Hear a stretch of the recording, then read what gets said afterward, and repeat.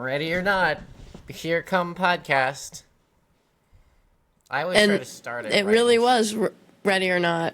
Yeah, I always try to start it when just catch her off guard a little bit. Get that authentic image.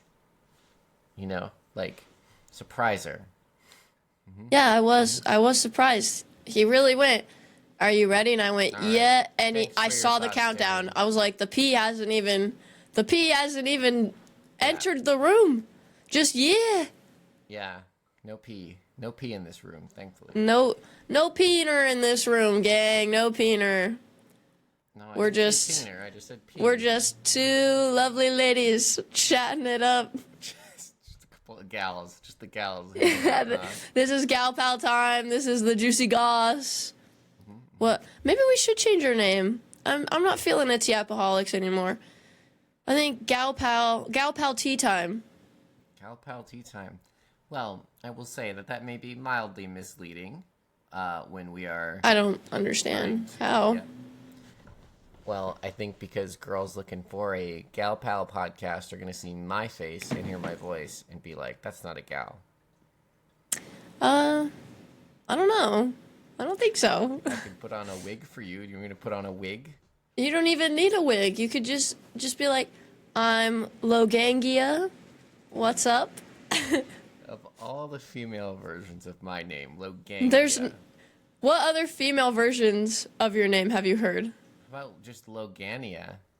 How about... No, Logangia. Like Lois or something, or like... Lowest? Are you Lois? 80? I don't know. How about Lauren? No, that doesn't sound like Logan at all. It does. Well, You're right. I can't think of a female name that starts with like Lo. Loganess. It's technically a male and female name, but whatever. Is it? Yeah, I've met girls named Logan. Really bothered me when I was in elementary school. There was a girl named Logan. I'm like that. And then there was that guy named Logan too, right? But his real name was William. Yes. Dick.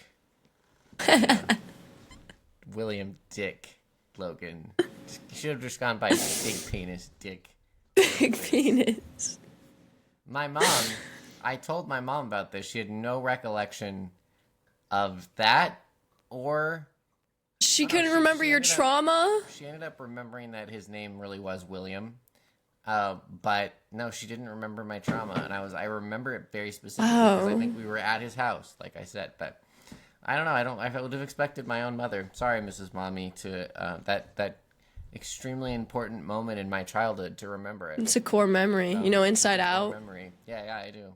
You have an island dedicated to fake Logan.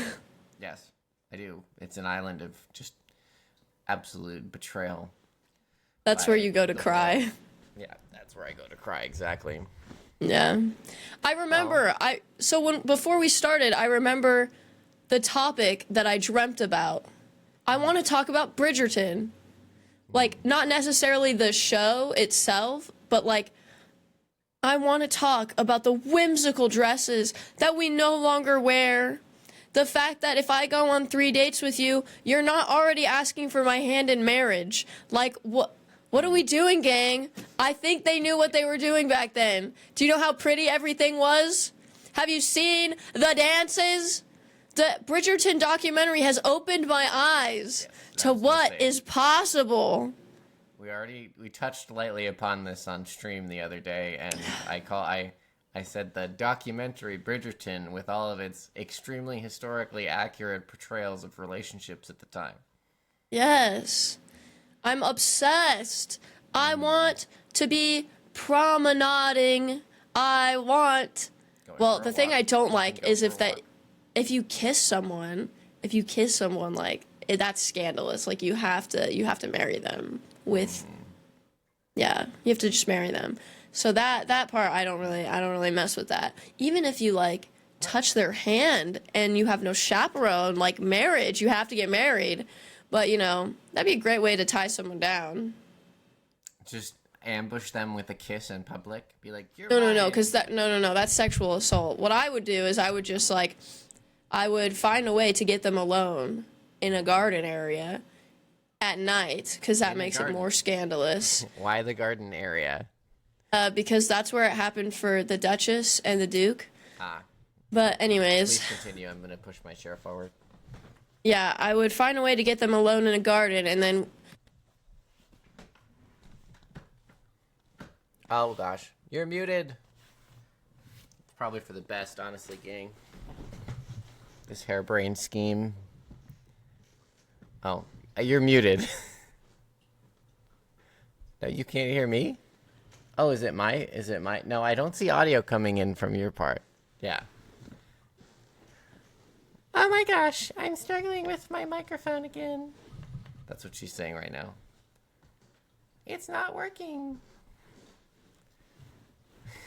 Everything okay over there? just my mic. So when did I stop talking?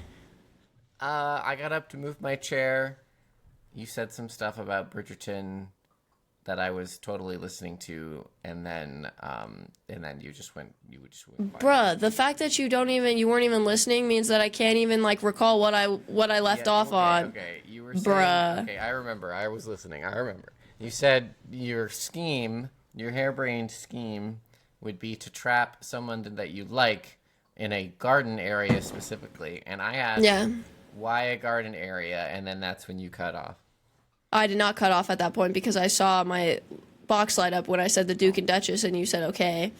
I did. Okay, yes. Then I heard that. True. Yeah. Forgot about that. And then, So yes. I would just set up a time for a scheme that they meet me there, but then I would make sure that someone else was going to come and catch us in the garden alone, and I would touch their hand lightly so that they would have to be like, scandalous, you must marry now.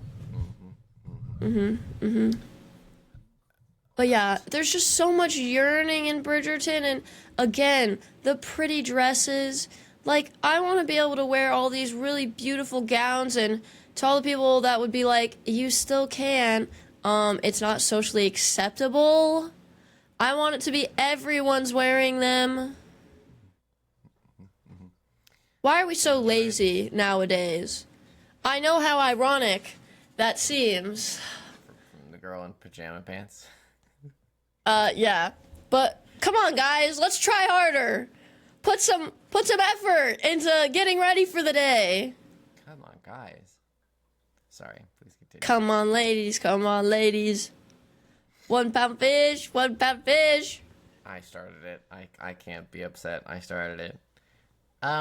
So you would like to be brutally strapped into a corset, where you may pass out from being. Yes.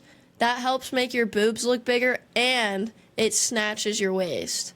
I'm trying to be skinny. And causes irreparable damage to your chest and potentially back.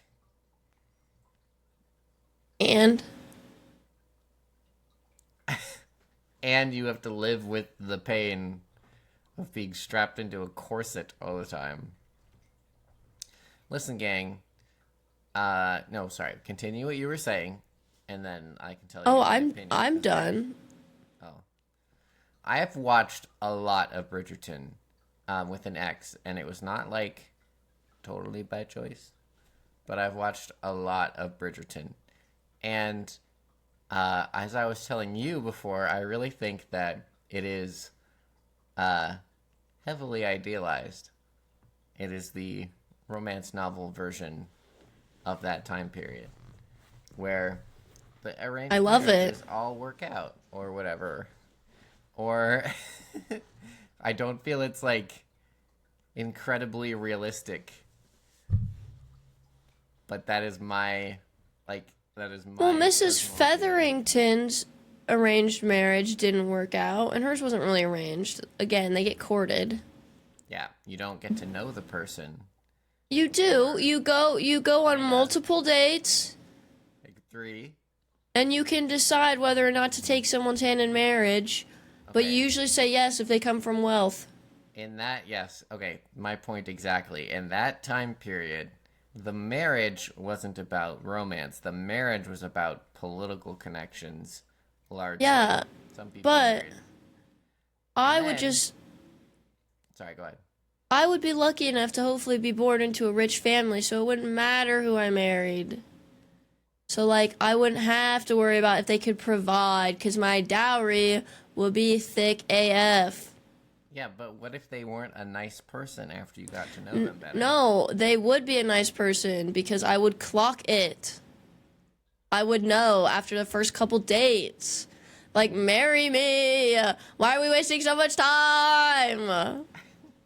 I personally think, and this was my point when we were talking about this before, that it takes a good while to truly get to know someone, and then to get to know them in the context of a romantic relationship.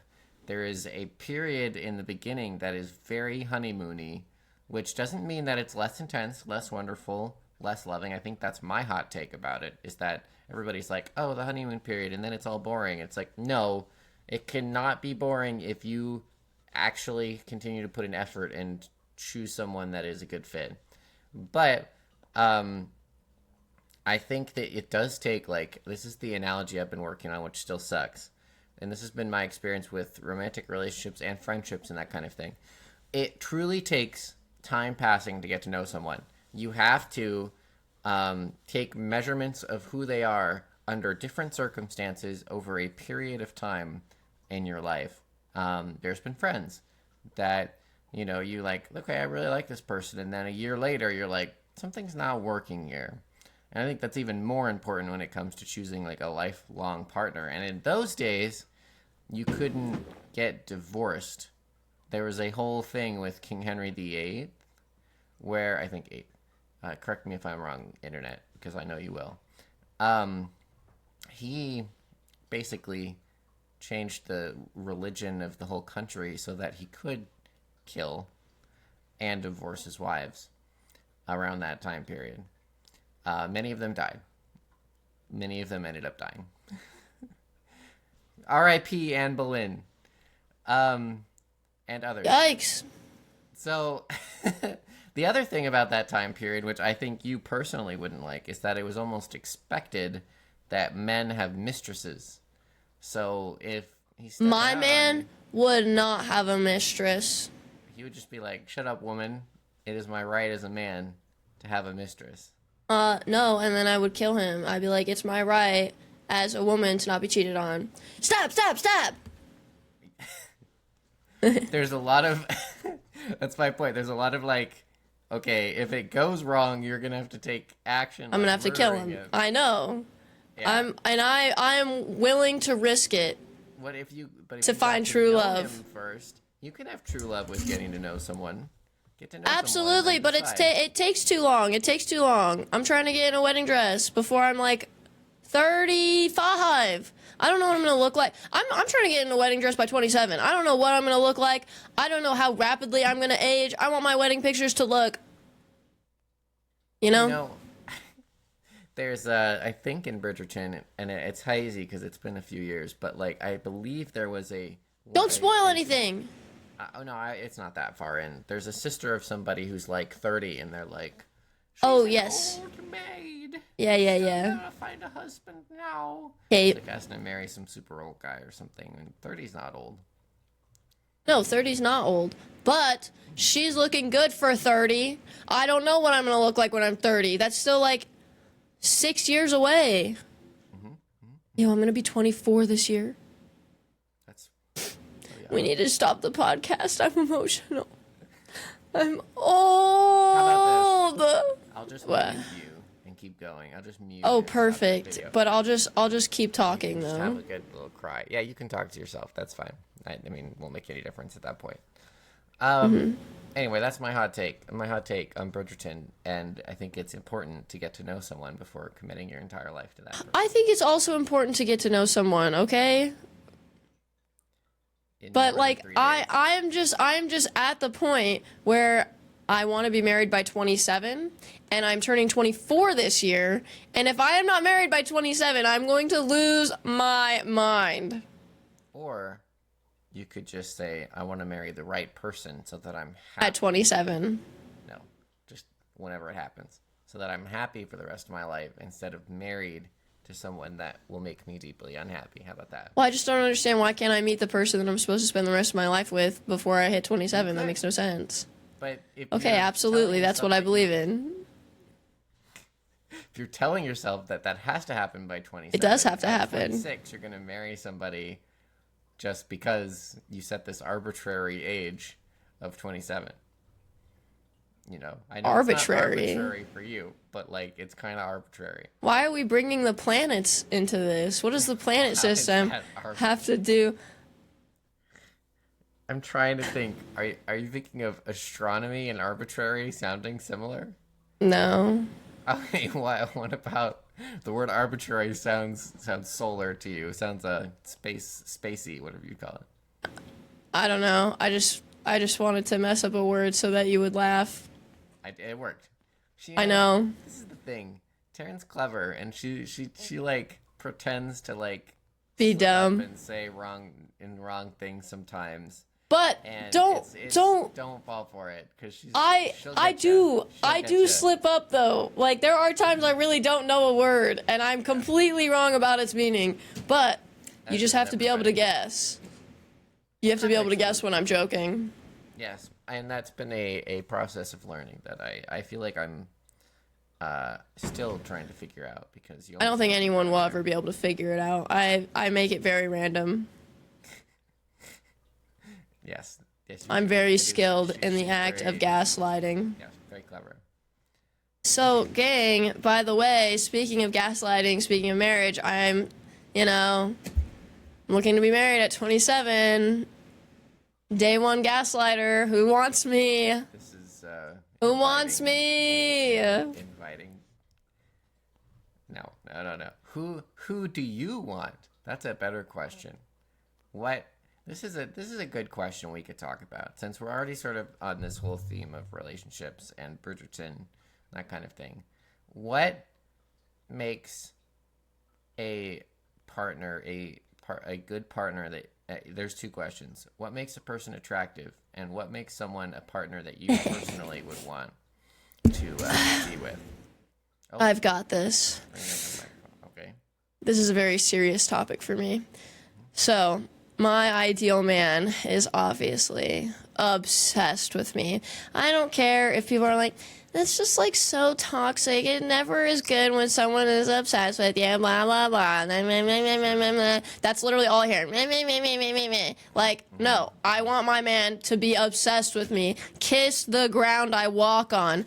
And maybe that seems really weird, but I do the same. If you are kissing, no, you could literally spit on the ground that I walk on and like treat me like crap and I still kiss the ground that you walk on if I'm in a relationship with you. But yeah, I want someone to be obsessed with me. They can do other things, but when they wake up, I want them to think of me. When they leave to go do something, I want to still cross their mind.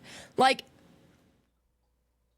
I feel like that's fine, but people think that that's toxic. They shouldn't have to think about you a lot of the time. They shouldn't have to think about you every day. Yes, they should. Yes, they should. If you have gone a day without thought of me, I don't want you. I don't want you. Like, that makes no sense. Stranded in the Amazon jungle, and they should be thinking of me. They literally should be, oh my gosh, I'm stranded in the Amazon jungle. Am I ever going to be able to see the love of my life, Taryn, again? That's fair. All right. Because that's what I would be doing. I would be fighting for the chance to see the love of my life again because I'm obsessed with them. That's so. I'm probably going to say this, and you're probably going to. This is not what you're expecting, but how you described that, I don't disagree with. But I would. Oh, that's couch good. It differently. I would. You say are a that, couch. I'm in an armchair. Sorry. It's like a couch chair. Yeah. Except superior because you can rock back and forth. Armchair proponent over here. So, having someone else's needs, having someone else in mind when you do things, and caring about them in your daily life is not, I would say, obsession.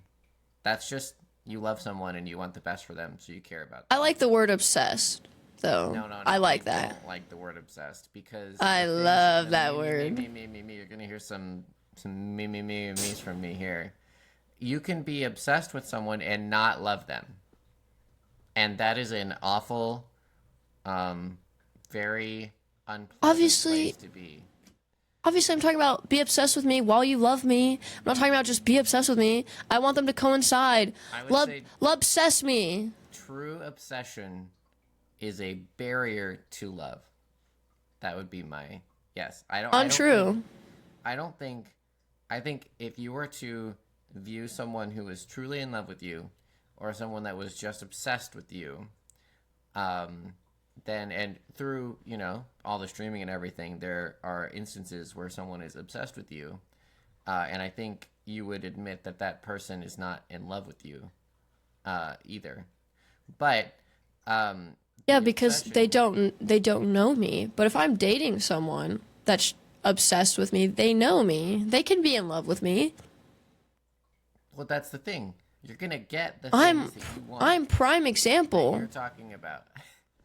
The thing Like is, though, I am you're gonna example. you're gonna get the things that you're talking about. The obsession is the unhealthy part of like, if you're obsessed and in love with someone, the unhealthy obsession is like something that you don't want. That doesn't feel good. That's like when they follow you around because they're, like suspicious that you're doing something behind their back. That's like them installing That's not software. obsessed. That's That's obsession. No, it is not. That's literally what is that called? Insecurity? Yes. Exactly. Yeah, that's being insecure. I think true obsession, like the things that you have described, to your credit, the things that you have described doing for partners is just like the gift. Taryn is a very, very good gift giver. She's a very creative gift giver, and she's described a lot of the things that she's made and done for her boyfriends in the past. And They've all dumped me. well, separate issue. So thoughtful. Shows how much you love them. That's great. But like, that's what I'm talking. Exactly what I'm saying is the controllingness is the obsessiveness is that part of it is like the insecurity, and the love is different. And what you want is love, I believe. I used to the controlling thing. I did think that was love. So like I had gotten out of a relationship where I was like cheated on, which is ironic because they didn't want me to wear anything I wanted. Very, very weird about that stuff. And then I got in a relationship where they didn't care. And it was like, I was like, oh, so you don't love me? Like, I would, on purpose, which is very toxic of me, I would put on the most slutty looking outfit that I did not plan on wearing and be like, I'm going out, And they'd be like, oh, okay, have fun. I'd be like, so you hate me. So you hate me. You want men to look at me. You want men to hit on me. You don't love me. And he put up with it for a little while. He put up with it the whole time. He was very nice about it. But he'd be like, no, me telling you what you can and can't wear is not love. That does not make me love you. Mm-hmm. Letting you do what you want because I trust you is love. And I was like, right. I would fight him on it. I was like, no, that's not love. But eventually he broke down that toxic line of something that I built. I don't even know how to describe that, but what you're saying. No, totally. Yeah. So now I understand that I can wear what I want. If I want to dress like a slut, I will. I would prefer to do it when my man is present, so that because I don't know, but yeah. I think that's totally reasonable.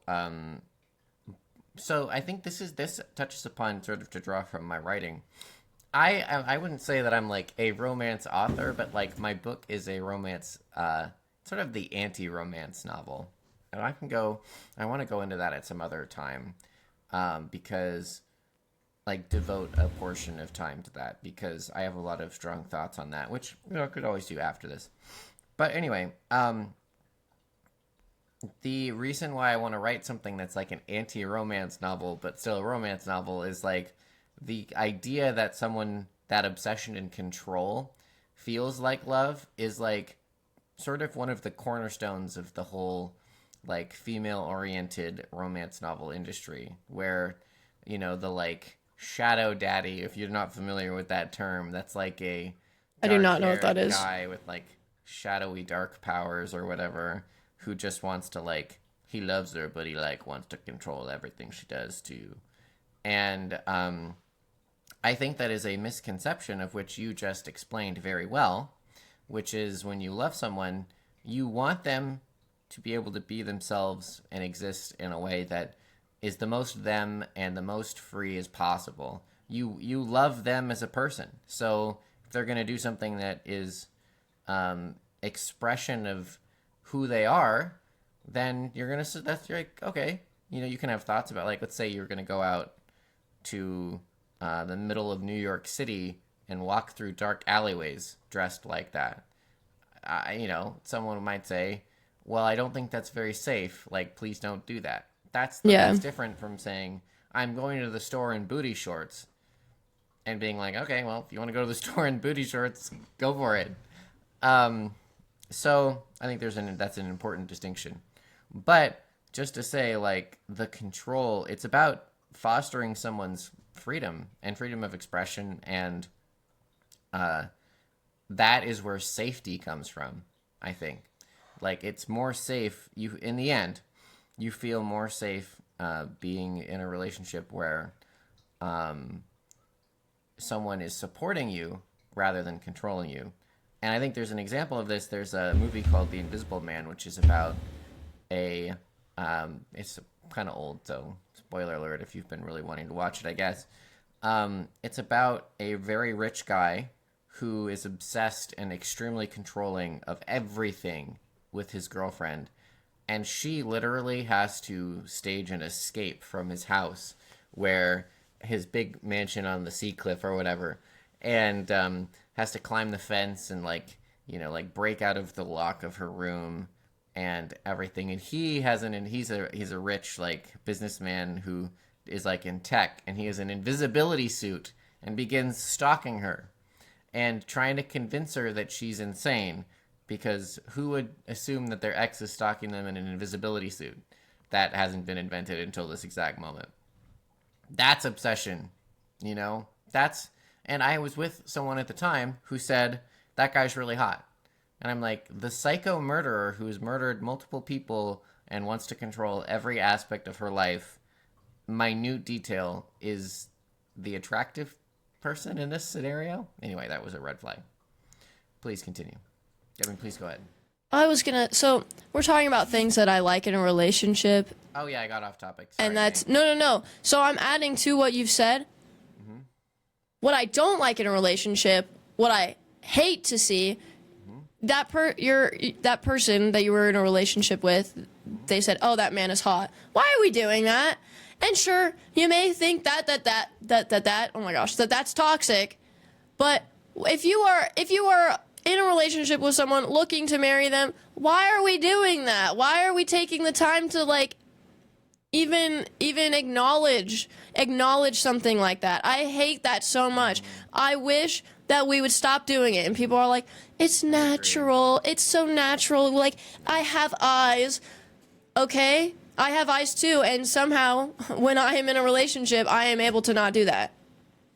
Yeah, and I think to bring it up to your partner is like inappropriate. It's mean. Yeah. It's disrespectful. In my opinion, it's disrespectful. Same with having celebrity crushes. Like, it's a crush, so yeah, that's cringe. The hall pass thing is wild. Yeah. I understand, like, if you want to have sex with someone that's not your partner, you may have a much deeper problem in your relationship, because why would you want to? Because you love that person. You don't want to hurt them. And yeah, if you're so consumed with having sex with people, then don't be in a relationship. Because sex with multiple people, I should say. Because you and your partner can do it all you want. That's great. But like, is it worth destroying a loving relationship over? I don't think so. Just to bang somebody, some random person that you've never met before. The whole hall pass thing is absolutely wild, in my opinion. Yeah, it's just silly.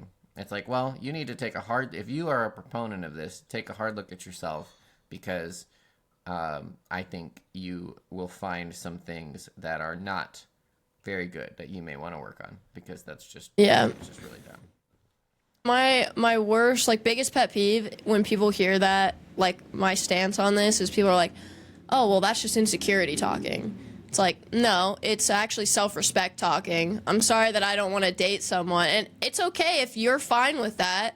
Like, let your significant other talk about other attractive people to you. Go for it. If that is something that makes you feel better, really justifies that you're not insecure, so be it. But it's not insecurity talking for me. I've been put through the ringer with some of my exes, so hearing this is going to sound very ironic, but I do expect some level of respect. I will put up with a lot, but I will not put up with you checking women out in front of me, commenting on the appearance of other women. And it's just because, I think you should only have eyes for the person that you're with. What's the point in dating someone if you're still looking? Yeah, I think I essentially agree with that. If you're, like, standing there with your partner and, goosenecking at someone walking by, how disrespectful is that? Like also, that meme. Why are you doing it? Are you not happy in the relationship? Because, like, maybe you should have a conversation with yourself and your partner about maybe some things that you're not happy with, why you feel the need to look at other people so strongly. I think where we may differ slightly is that if you exist in the world, you will come upon people who are good looking, and you're like, that's a good looking person. But it's different than saying, oh man, I want to go bang that person, fuck my girlfriend, like, that kind of thing. Like, I heard you say ew, so you can tell me your thoughts in a second. Like, just passively noticing, like, and the other thing is, you really, like, if you're in a really good relationship, you don't really think about it anymore, because you've got what you really like at home. And so it's sort of like, it's not on your mind. But if it's really on your mind all the time, maybe it's an indication that something else is going on. You're unhappy in the relationship, or you have some internal problems to work on. But people exist in the world, and I think the only space for that is just to say, yeah, you could be out in the world and happen to see or meet someone who's like, that person's a pretty person, Scoop your eyeballs out at that point. You have to be able to operate this is where we may differ. You have to be able to operate in the world, because you need to check out at stores. You need to be able to go to the gym. Yeah, you need to check out at stores, not check people out in stores. Well, I'm confused. I think checking people out is more specific than just saying hi and being nice to someone, I don't know. I'm still mind boggled. Maybe my brain just needs to be studied. Maybe I'm the issue, because when I'm walking around in a store and if I even bump into a man and I'm in a relationship, if I look up at him, I'm like, that's a man. And then I just keep walking. Like, there's not a level of oh, that guy was ugly, or, oh, that man was hot. That man was cute. Like, it's just like, man. And then I go about my way. I mean, like, you don't need to even, like, I think that's fine. If you, like... that's fine. Of course it's fine. Like, it's a very neutral response. I'm confused. Sorry. Fair point. If, like, basically, like, if there's somebody who's just objectively, you're like, objectively that person is good looking. Like, that's okay to think, right? No, you don't think so? I don't know. I'm not like... Is nobody looking to you anymore? I don't just... Well, I'm not in a relationship, so I can't tell you. Oh, okay. But yeah, when I am in a relationship, yeah. That's how it feels. It's just... Yeah. It's not that you're not, like, deeply, like, yearnful after somebody else. It's like, I try not to put thought at all into whether they're ugly. So it's not like I'm walking around being like, ugly, ugly, ugly, ugly. I'm just putting no thought. I'm just like, man, woman, man, wait, that woman, she got a dumpy. Man. Oh, okay, well. She got a dumpy, right. Yeah. So basically I don't know. What you're saying is, like, it doesn't really even occur to you to think about or look when you're in a relationship. Yes. You're just going to operate as everybody is just other people. Yes. Yeah, I think that's kind of what I'm trying to say too. No. You said if they're objectively and blog, I don't know what video game you're playing, what objective you're on, but we don't need to do all that. But it's okay if we movie star and yeah. someone says, "Is that movie star good looking?" You'd be like, I'm gonna go. Yes. I'm in a relationship. Shut the fuck up. Why are you asking me this disrespectful question? Do you not respect my significant other? You could okay. If someone said, "Do you think this actor's hot?" You could say no because I don't. I'm really happy with my partner, so I don't. No, that's not what I would say. I would be like, why would you ask me that? You know I'm in a relationship. That's all I would say. I would leave it at that. I feel like we're closer here than you're giving me credit for. I'm not saying that we're opposites at all. And like, if we don't even line up completely the same, that's fine. I know that. As passionately as I am talking about this, I don't judge. It may sound like it. I'm only going to judge you if I am romantically interested in you. At that point, yes, you will give me the ick. I will be like, oh my gosh, don't talk to me. I don't want you. And then we can talk about how hot other people are, because at that point, I don't want you anymore. Yeah, because you're not in a relationship with that person. No, yeah. I'm not saying that we have to be exactly aligned on this. That was just. Well, I just don't want you. I just don't want you to think that I'm judging you. I don't feel like you're judging me. Because okay. I don't feel like you're judging me. Okay, that's good. Let's talk about porn. Oh, okay. Would you like to change topics here?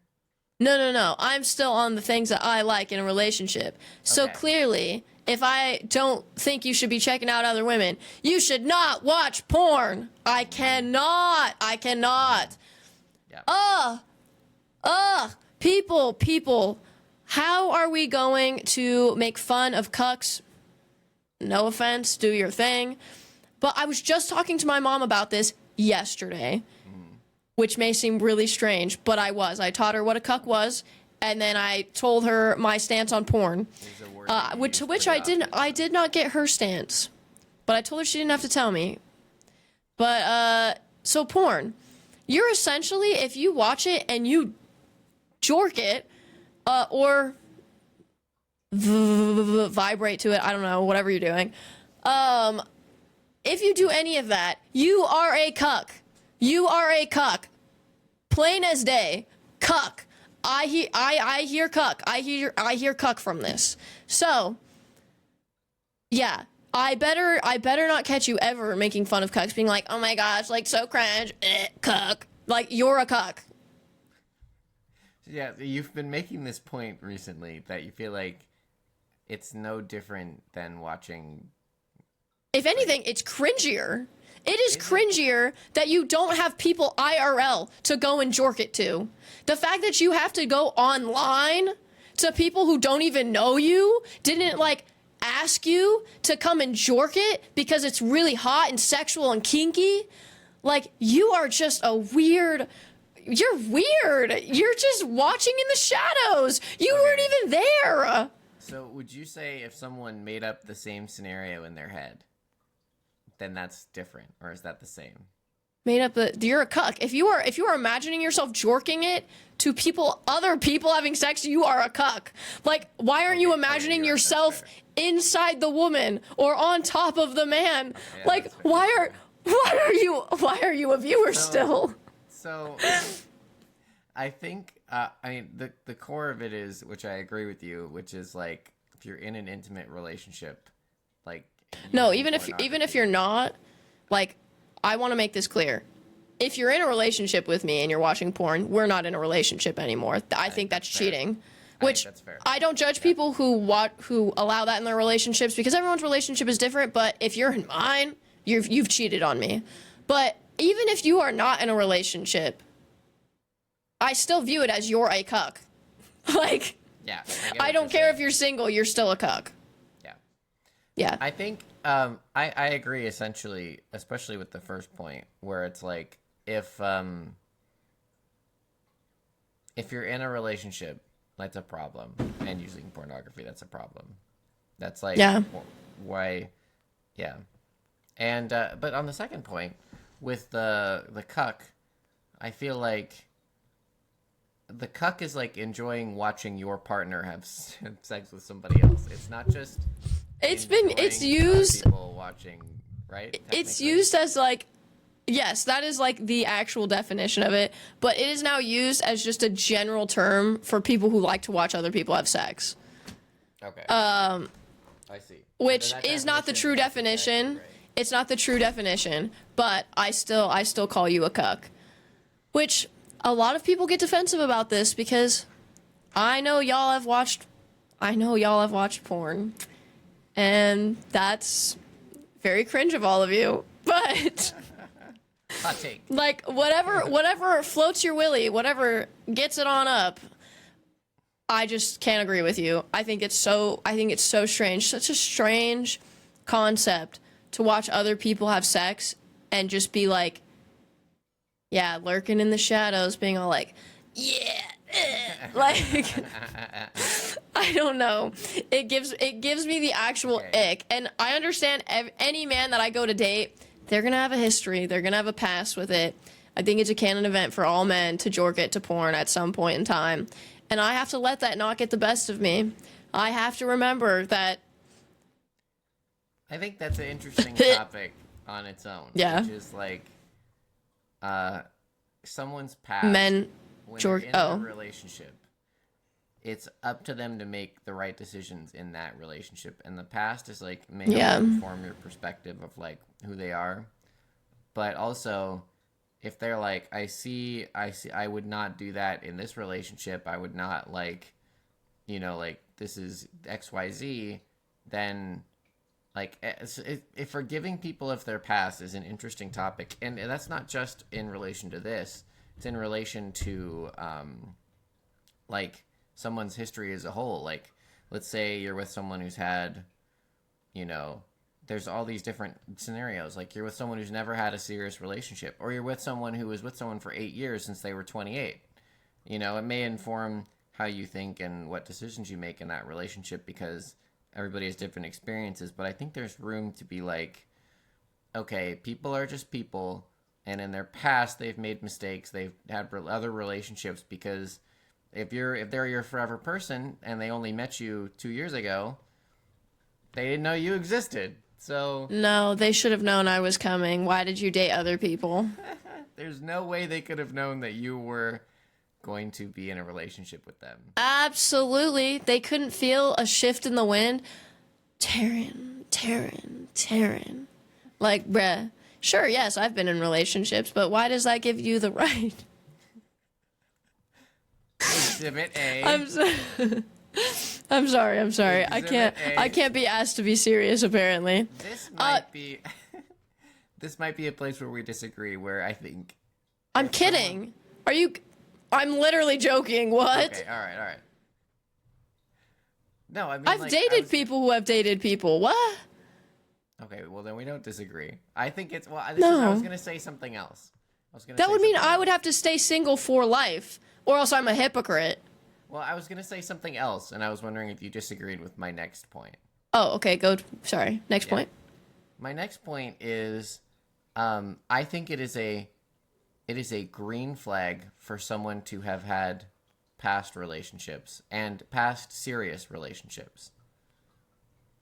Like, you can have sort of casually dated, but if someone has a number of past relationships that weren't just, depending on how they ended, that weren't just like casual flings, like it shows that they want to engage in relationships seriously. And if the relationship didn't work out, then it didn't work out.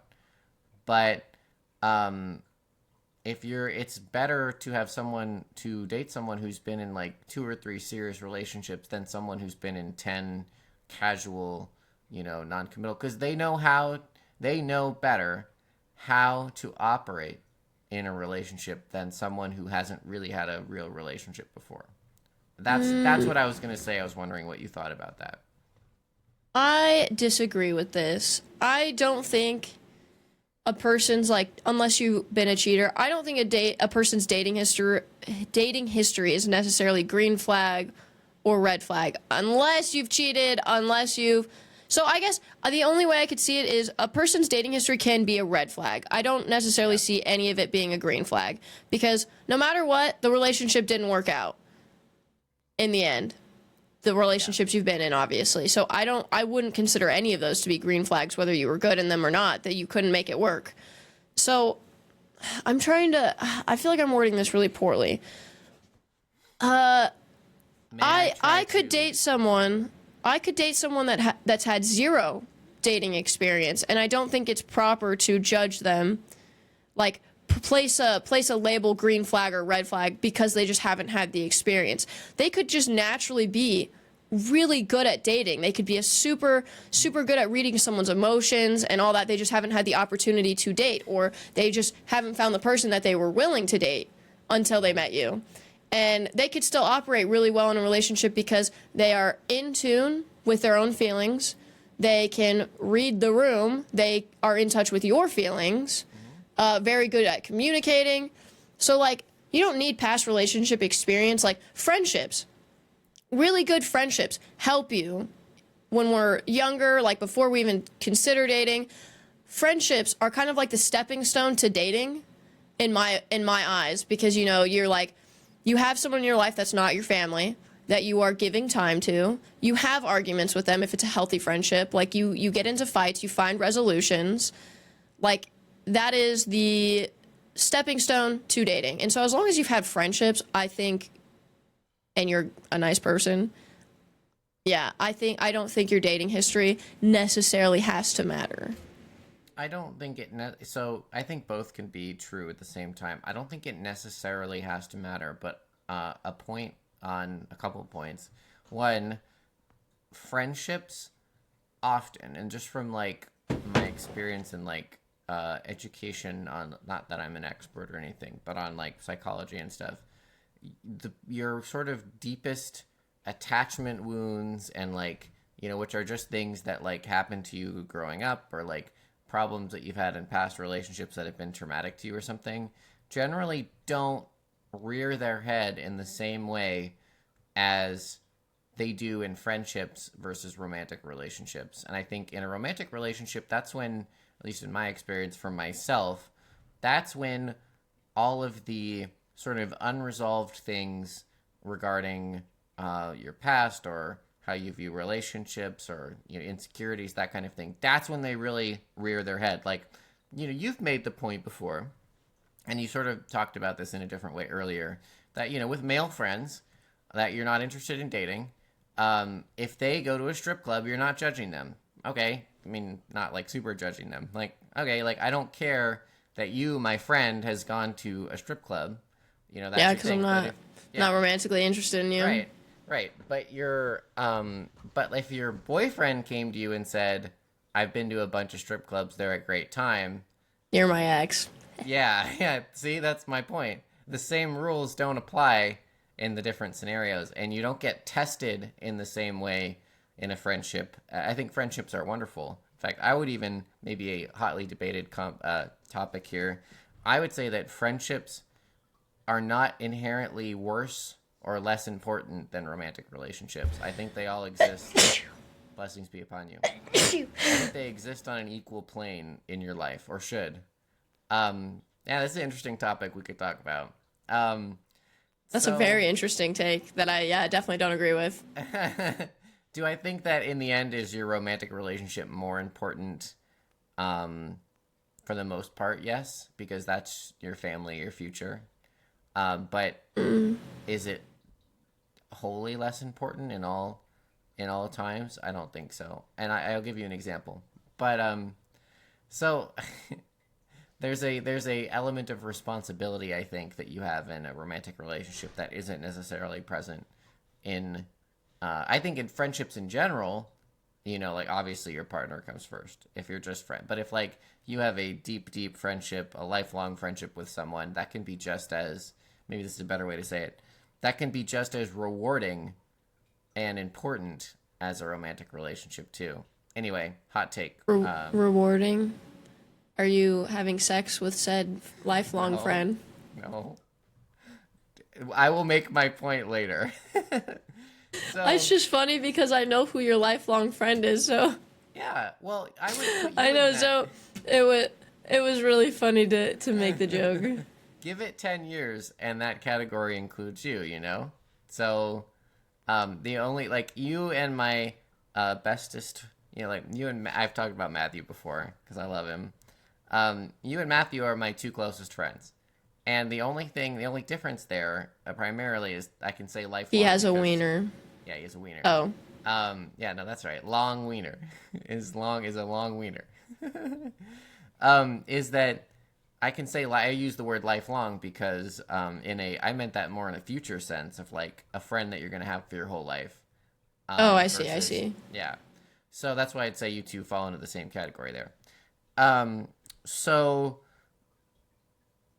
anyway, separate. I forget what my original point was. We could talk about that for sure. It was your original point. Oh, actually, this might have been a side point that you said we could elaborate on. The whole your relationship, like your dating relationship, friendships can be just as important. hmm That was like what you were Yeah. talking about. Yes. Yeah. And Which that was to my which I tangent. said, I forget my original line of thinking. We can certainly talk about that. Um, yeah. All right. Let's talk about that because I forgot what my original why I before tangented we off into that. before we move on, I just want to let everyone know there are lots of things that I look for in a relationship, but I cannot name them all because yeah, it would just take too long. And I think we That's got like what the our good red original flags topic down. was. Yeah, Yeah. that was our original Yeah. topic. I do But have some more thoughts on that. oh, would you like to continue talking about that then and then table the friendship and relationship one, or do you want to move on? Because I'm good with either. I'm gonna touch on that quickly, Okay. and then we'll do the next thing. I'll be really brief though. Um, for it, I think it is highly individual. What you like? For me, I have a highly personal um version of what I'm looking for in a partner. Matthew and I did this thing that he was asked this question, which are, what are the top three most important traits that you are like important to you as a human being? And for me, that list was, I don't remember exactly all the words, but it was like one word responses for each of those, and including playfulness was important to me, integrity was important to me, and then I had something else on there that I don't remember at this juncture. But just to say, Loyalty. loyalty, integrity, I think would fall under the loyalty. Uh, The loyalty, but yeah, the loyalty. It is separate. I am a very loyal person, so loyalty is absolutely on there. But yeah, like, oh yeah, the third thing, because I think integrity, and loyalty sort of fall under the same umbrella. But I would say that the third thing was like intellectual curiosity, kind of like for me personally, someone who wants to do the like metacognition of thinking about why you believe things in the world and can have good conversations about that is important to me for who I am. But also, these things translate directly into what I would look for in a partner. And there's this whole sort of like landscape of there's some people that are out there that are like, okay, I prefer financial security over someone who's playful or whatever. And that's okay. Everybody's wants are okay. And these are the ones I personally think if you're not looking for, if you're trying to find a partner and you don't value integrity, then that's a problem because you're going to be with someone who is not honest to you. And honesty a is cheater. yeah, exactly. So anyway, A that's that. strip club goer. A strip club goer. There you go. I learned because for the first time that they're actually all nude strip clubs, and I was like, "That's not real. They don't. That's illegal." But it's actually not illegal. I learned in the last couple of weeks. So Because you experienced one yourself. no, no, because I saw a sign in downtown Portland for one. That I did not go into, for the record. Not that it. Sus. Sus. Yeah, super sus, right? And I'm not saying for the record to you. because I know you don't particularly care as we are friends, but I'm saying for the record for the audience, and my girlfriend, for the record, did not go in. So,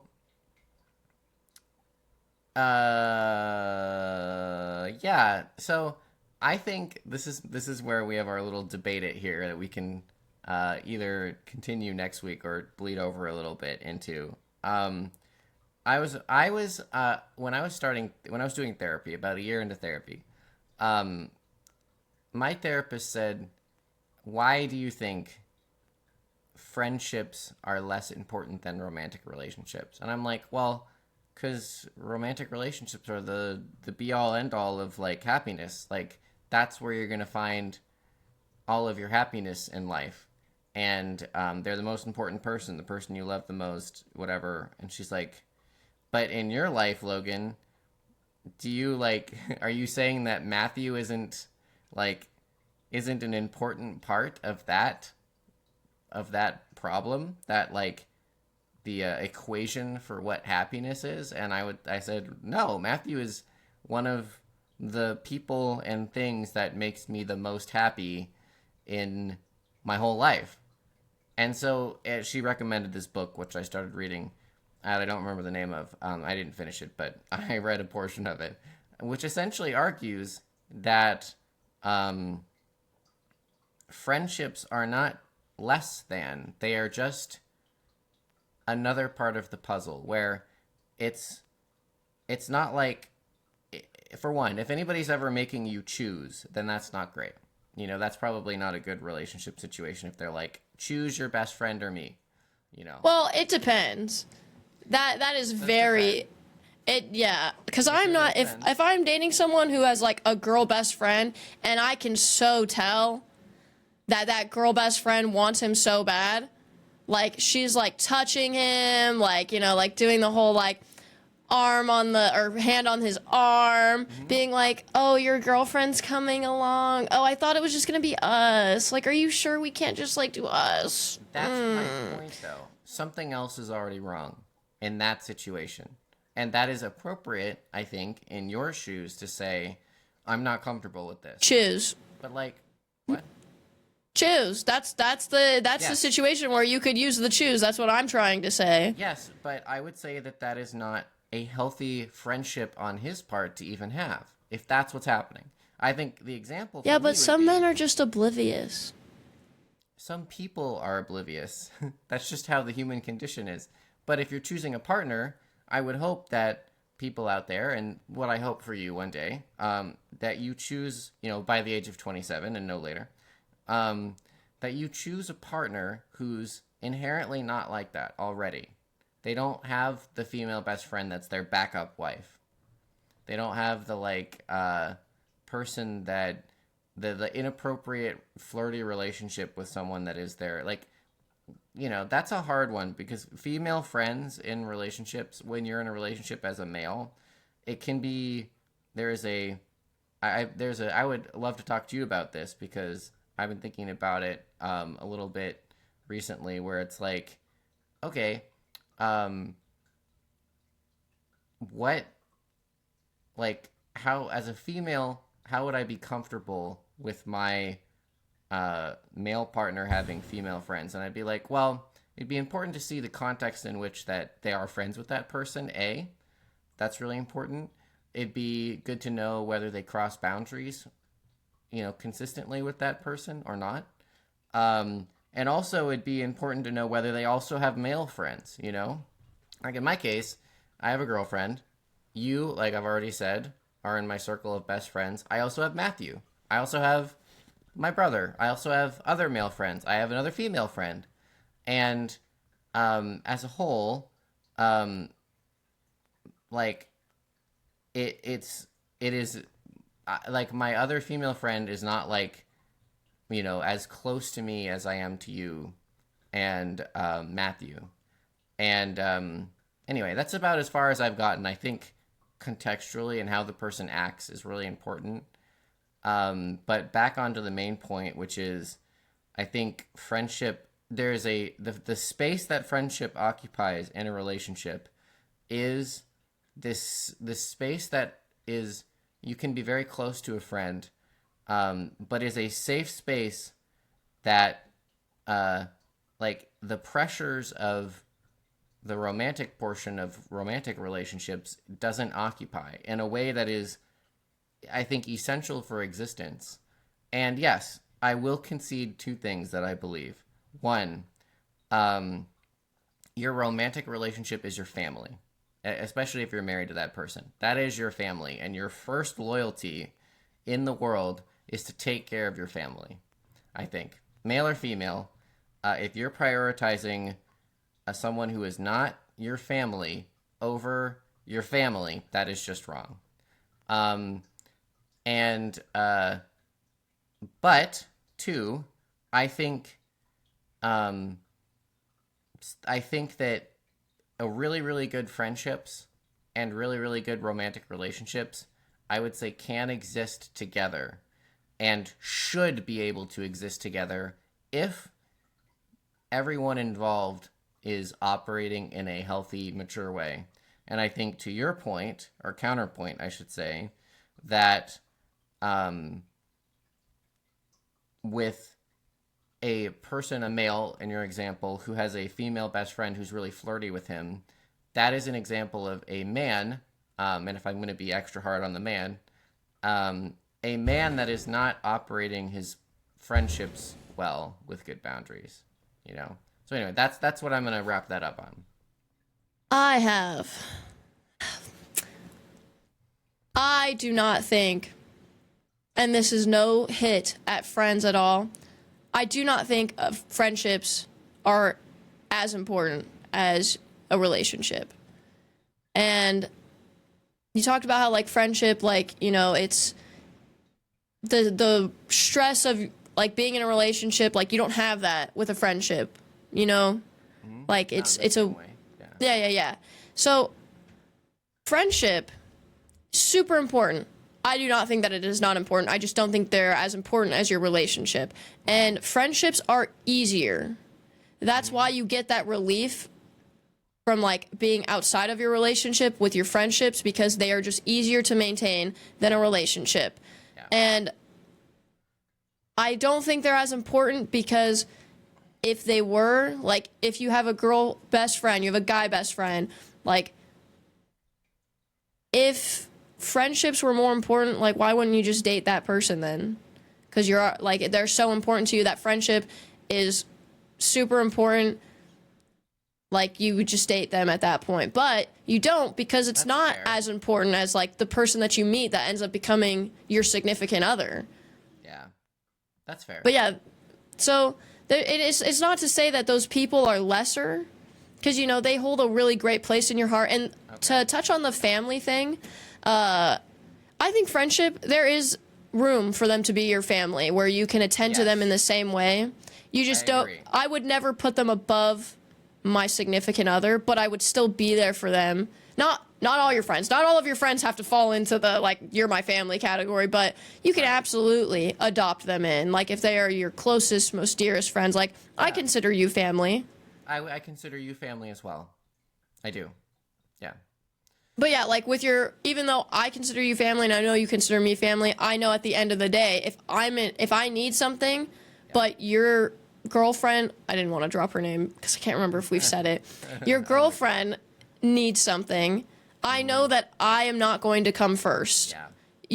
You might try, and, like, if it's not important, like, super, like, dire emergency for either of us, you might try and balance both, because that's just the kind of person you are. But I know my place is I will come after, and that is okay, because that's more important. I completely agree with that. So maybe the way that I was expressing this was wrong initially. Because I don't disagree with anything that you said at all. But yeah. I think your therapist was wrong. I think maybe the way that, yeah, okay, I see your point.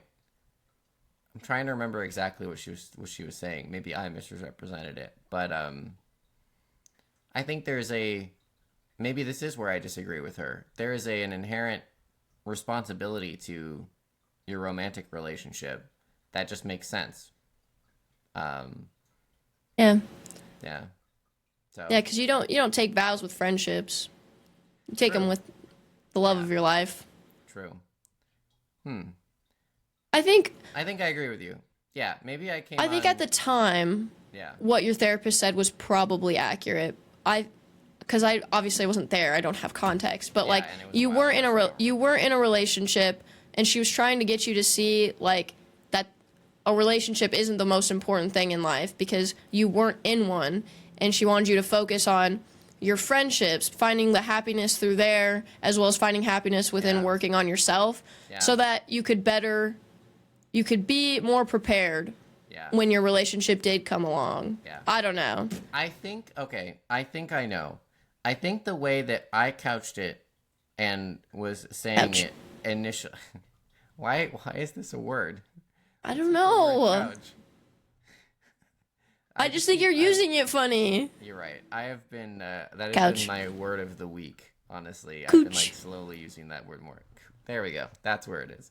I Whoop, think there it is. the way that you said it was. I'm trying to wrap up because we're over an hour. I think the way that you said it was right, which is more that it's not about importance.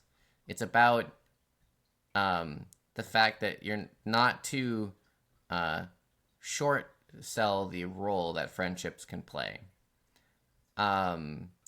And while your romantic relationship is inherently your first responsibility, is the thing that comes that is then I guess you could say is more important, or maybe that's not even a good way to conceive of the whole thing to begin with.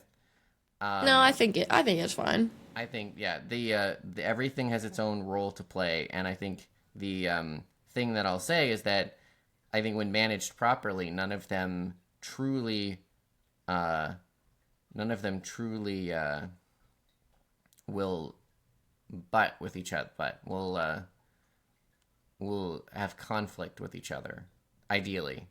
And I think it's when those boundaries start to degrade, such as when, the male best friend with the female best friend who are just like super flirty, that's when problems arise. But for the most part, when handled correctly, they can all be, they can all be, exist together in their own ways and roles.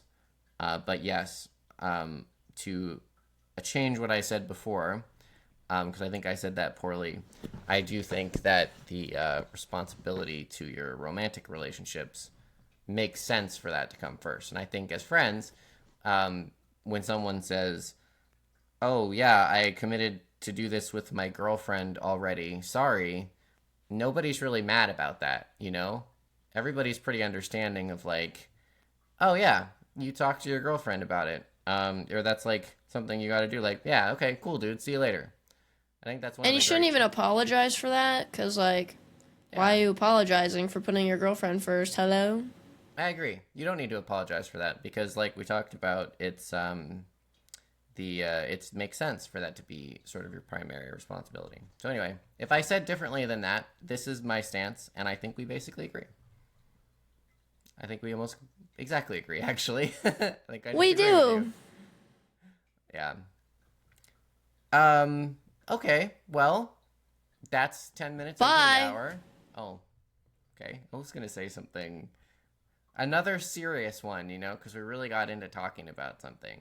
I prefer doing serious, Yeah. because it's like, yeah, it's like a nice, like, flow of our minds. I like doing serious too, and I think it's like on stream, like a lot of jokes, a lot of stuff, but I like that people get to see this side of both of us because usually I'm just flirting with the other guys in chat, and then And usually I'm screaming at people. but like it's cool that people will get to see this side of both of us because this is more what our personal conversations are like. I think we're not all. I mean, we Yeah. make plenty of jokes too. I'll say that. But yeah, anytime I need, like, advice on something, it's usually brought up in call. Anytime I have something serious happen, it's brought up in a call. So Yeah, obviously. yeah, not this on the is public this is forum. definitely more this is definitely more accurate to how we call, and even when we hang out, like we have a lot of fun times. Like the stream is a great way to describe our friendship, but yeah, it's like a equal balance of we're super fun and super weird, but then we have like really deep moments, like we're laughing a bunch, and then we're like, but seriously though, like let's get down to what's going on. Indeed. I think maybe what we could do is for this episode at least add like, what is this, episode 10? Congratulations. I think we made it 10 episodes. Is this 10? I think so. Was last week 9? Everybody. I think last week was Fuck 9. you guys. No. Thank you everybody for listening. I'd like to shout out Darth John. He is a loyal podcast listener. We love Darth John. We love Darth John. He will make references to it Forever in our heart. Rest in peace. He's not dead. If he's asleep right now, I hope you're resting peacefully. But when you wake up and are alive, John, I hope you have a good day, because the implication that you are dead is incorrect. Yeah. I think we should add a tagline to this, like around the central question, which is, and maybe we could think about it like this sometimes too, is like what relationships or what to look for in a relationship or something. Could be like episode 10 : relationships with Logan and Taryn. Yeah, there you go. Stinger for the whole episode at the very end. Oh, she's trying to riz everyone up, but it's that guys, I'm trying to be married by 27. Oh, where were I like that your eyes did like a up and down Yeah, thing. of course. Gotta check them out. Well, before everybody gets too rizzed up, thank you for listening. Everybody have a great day. We'll see you next weekend. Or not. Probably. Very likely. We are going to consistently release episodes. Canceled. Podcast is canceled. Podcast is not canceled. All right, goodbye.